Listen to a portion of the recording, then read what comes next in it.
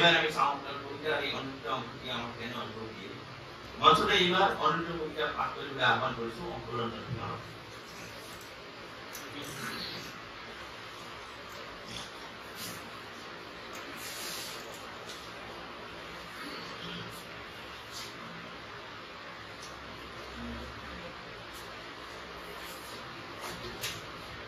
নমস্কাৰ।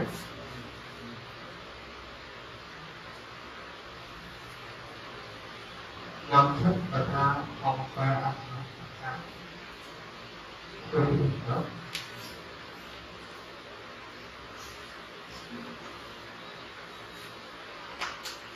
আজি জয়ন্ত মহাপাত্ৰৰ কবিতা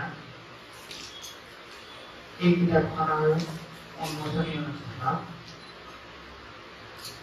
কিতাপখনৰ সম্পাদকদ্বয় উন্মোচ প্ৰকাশক তথা এই কিতাপখনৰ লগত জড়িত সমূহ ব্যক্তিক আন্তৰিক অভিনন্দন জ্ঞাপন কৰিছোঁ আৰু কবি মহান জয়ন্ত মহাপাত্ৰ দেৱলৈ শ্ৰদ্ধা জনাইছোঁ।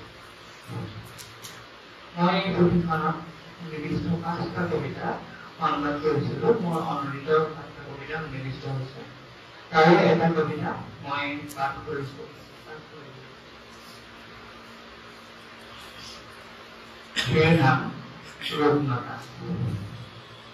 হঠাৎ পশ্চাদপতি বৰ্ণহীন বুদ্ৰহিত শব্দৰে চকমকি শিলৰ জুই সাগৰৰ ৰিক্ত দৃষ্টি পুনৰ ধৰাত বিলীন হৈ এৰি যায় এখন আকাশ ইমান শুকুলা যে কোনোৱে বাট বিচাৰি নাপায়।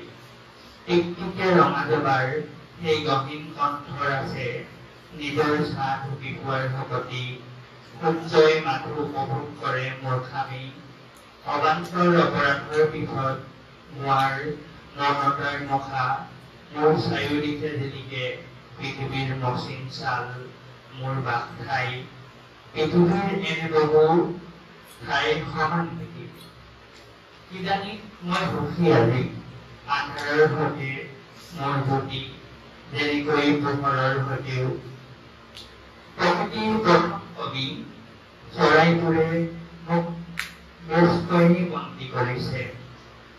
মই চাপৰি চাপৰি বুটলিব লাগিব মৰহা ফুল গোপন মধ্যাকৰ্ষণৰ বিপক্ষে বুজিব লাগিব মোৰ দৃষ্টিৰ কাল নিৰীক্ষণৰ বিপক্ষে ভীম দেখুৱাই বিলিখৰ পিণ্ড নৃত্য চকু প্ৰসাৰিত চকু দেউতাৰ দৃষ্টিৰ পৰা দূৰত ক্ষিপ্ৰতা আৰু স্নিগ্ধতাৰ স্বপ্নৰ উদ্ধত শব্দশূন্য আৰু দাবীমুক্ত ঘামৰ গুণগুণনি আকাশ মৌ মই যি যুক্তিৰ সন্ধানত